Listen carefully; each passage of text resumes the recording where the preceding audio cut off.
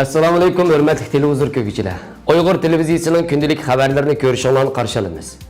Oldi bilan xabarlarimizning muhim mazmunlarini tanishtiramiz. Xitoy doiralarining Sharq Turkistonda elib berayotgan islomga qarshi turish harakati nurg'un tijoratchilarni vayron qilmoqda. Shveysariya Xitoy bilan hamkorlashib bir balvoq bir yo'l qurilishini ilgari surmoqda. Assalomu alaykum, hurmatli televizor ko'ruvchilar. Xitoy davlatining bexatarligini himoya qilish Sharq Turkiston ma'rif sohasining asosiy xizmat temasi bo'lmoqda. Chilida aeroplan tushib ketish voqeasi yuz berib, 6 kishi qazo qildi. Tövəndə diqqətinizə xəbərlərimizdən təfsili məzmunları bolsun. Xitayning islomga qarshi turish harakati Sharq Turkiston savdo tijoratchilariga emas, balki Xitoyning har qaysi o'lkalari turishliq musulmon tungan savdo tijoratchilariga. Shundaqla Xitoy millatidan bo'lgan restoran, oshxona, yemak-ichmak do'konlarining viviskalarida musulmoncha halol degan xatlar bo'lsa, hammani elib tashlab do'kon sohibiga qattiq ogohlantirish bergan. Tangsan shahri Chingday shahrida o'ltiraqlashgan tungan musulmonlari bu bo'ron chapqinning qurboni bo'lgan.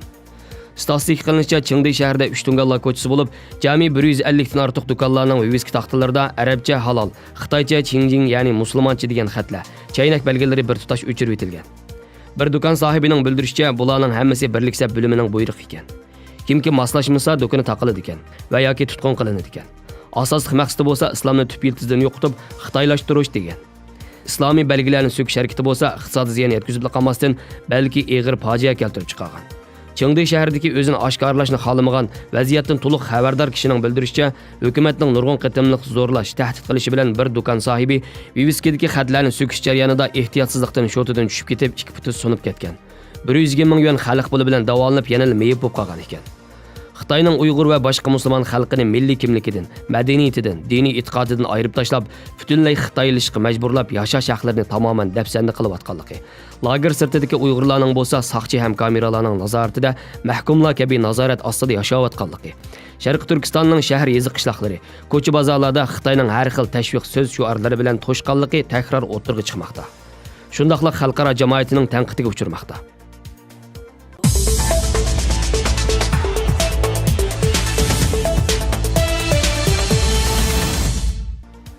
15 aprel günü Xitoy Markaziy hukumatining Hong Kongda turishliq aloqa ishxonasining mudir Wang Jinming Hong Kongning Kamchong rayonida ochilgan davlat bexatarligi tarbiyasi kuni muhokama yig'inida davlatimiz sovuq urush davri oyoqlashgandan keyin eng og'ir bo'lgan davlat bexatarlik masalasiga duch kelyapti.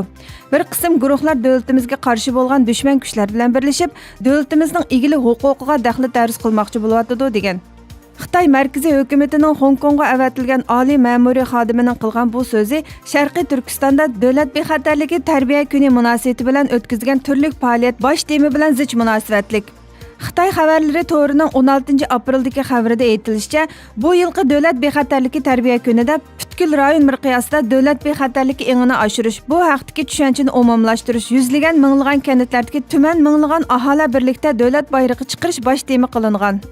Shundaqla davlat bexatarligi tarbiyasini quloqqa, miyaga va qalbga mahkam o'rnatish o'ttirib qo'yilgan.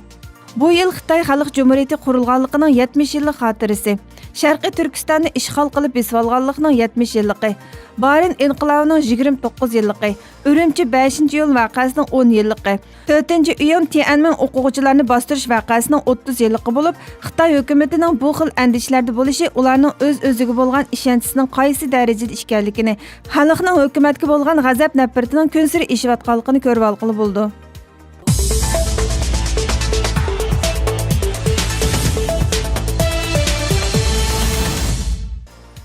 Reuters agentligining xabarida Shveysariya Federatsiyasi prezidenti El Maorir Xitoyni ziyorat qilganda Xitoy bilan bir balvoq bir yo'l turida hamkorlikni oshirish kelishimi tuzmoqchi ekan. Shveysariya bilan Xitoyning hamkorligi asosan bir balvoq bir yo'l turi bo'yidagi davlatlar bilan bo'lgan savdo, mablag' selish, to'rpul muomalasi qatorliq jihatlarda ekan. Navbatda bir balvoq bir yo'l turi g'arb allarining gumoniga uchrab, Xitoyning bir balvoq bir yo'l turi orqali o'zining siyosiy ta'sirini kengaytirish quroli deb qaralmoqda. Buningdan ilgari Italiya Xitoy bilan bir balvoq bir yo'l turida hamkorlashganda Amerikaning tanqidiga uchirgan edi. Izchil betaraf bo'lgan Shveysariya bo'lsa, bir balvoq bir yo'l turidagi hamkorlikni O'rta Osiyo rayonining iqtisodiy o'sib yetilishi fursati deb qaragan. Shundaqla Junxo Xalq Jumhuriyatini eng burun e'tirof qilgan g'arb davlati bo'lib, hamda Yevropa quruqligi bo'yicha eng burun Xitoy bilan erkin savdo kelishimi imzolagan davlat. Eli Maorirning bu qatimki Xitoy ziyorati bir balvoq bir yo'l ikkinchi qatimliq boshliqlar yig'iniga qatnashishi bo'lib, Xitoy raisi Shi Jinpingning alohida taklifi bilan rasmiy yo'sinda davlat ishlari ziyoratida bo'lishi ekan.